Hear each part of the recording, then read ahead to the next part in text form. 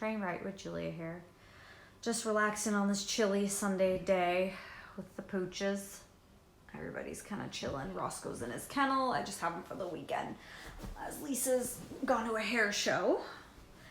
Roscoe's Lisa's foster. If anybody was wondering, I do take him when she's gone though, and I train with him as much as I can when I'm off work. So reason for my video is I wanted to make a video on setting your dog up for success when it comes to dog interactions. Now, I had Roscoe out this morning at Bellevue Park on the play equipment, the children's play equipment. We were just doing some confidence building exercises. On the way there though, we ended up meeting a lady who was jogging with her dog. The dog was off leash. She's a very respectful owner. The moment she saw us coming, with another dog, she went and called her dog over. Her dog came, that's huge. And so she clipped her dog on leash. So we continued on our way. We did maybe about 10 minutes on the equipment when I noticed a gentleman walking towards us with a black dog. So wanting to set Roscoe up for the best success he can, I told the gentleman, can you please leash your dog? He's not friendly. He's not okay with other dogs. The man calls out to me, he's friendly. And I'm thinking, okay. Well, and I say to him, Roscoe's not friendly, so you should leash your dog. He goes, well, what are you doing here? I'm like, training. There's nobody around. There's no bylaw against you going into public with a dog. There is a bylaw of you being off leash with a dog. Now, not saying if you have complete control over your dog and somebody comes, like me, we're heading in the same direction, or you might interact and you go and clip, you're able to call your dog and clip your dog, I'm totally okay with that. However, when you assume because your dog is friendly that it's the other person's fault if your dog approaches that dog and gets into it, you're completely at fault. And to me, that's completely disrespectful. We've done a lot of work with Roscoe and we're getting results, where he is getting better with dog interactions, but it's going to take time. And then your friendly dog is going to come in and ruin that for us, for what we put in with Roscoe, or what, say, another person has put in with another dog where they're starting to get success. And then your dog goes in and ruins that. It's completely inappropriate. For setting your dog up for success, for my dogs, nobody is allowed to pet my dogs. Nobody's allowed to have direct interactions with my dogs, including other dogs. I just set my dogs up for a successful situation. If I'm going to allow my dogs to meet another dog, we're going to go for a stroll. I'm going to get to know that dog. I'm going to see kind of what it's like, and I'm going to see how my dogs feel around it before I decide that they can interact directly. Why? That's a safe way, because most people don't know their own dog's body language.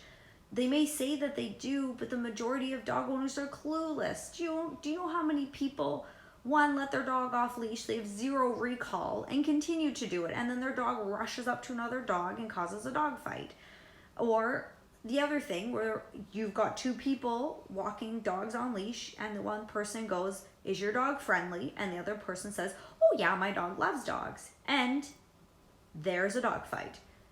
And I'm just gonna say, last week I've been interacting with this lady with a very, very insecure German Shepherd, and this is exactly what happened. She was so mad. Her dog is so good with other dogs, and this dog attacked it. The owner said, oh, my dog is friendly. Well, guess what? Most people don't know if their dog is friendly or not. Just because it hasn't really gotten into it with other dogs doesn't mean that it doesn't have the capability of doing it.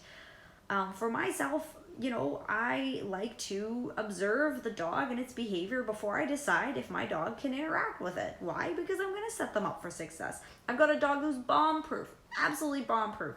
Doesn't matter what dog I put her around, she is awesome. Will I still not allow her to greet other dogs? 100% I won't.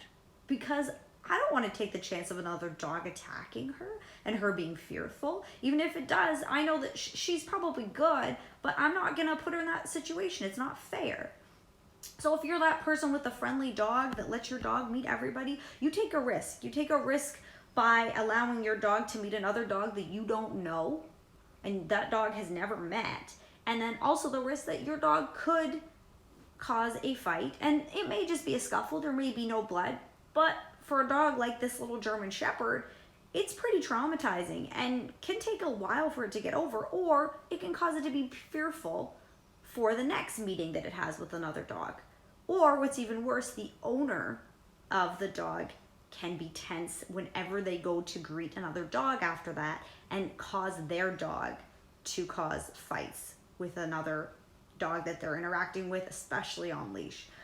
And just because your dog's off leash doesn't mean that they can't get into fights. So do yourself a favor and do your dog a favor. Don't allow your dog to interact with dogs that you don't know.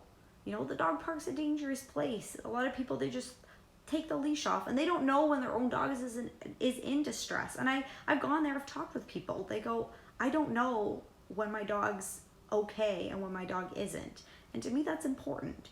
You're there to protect your animal and protect yourself as well, especially if you ever had to break up a dog fight. It's not a great thing. You get bit. So my advice, just, be cautious. Don't trust other people's judgment, because usually people have no clue what their dog is thinking. So be safe and have a good summer.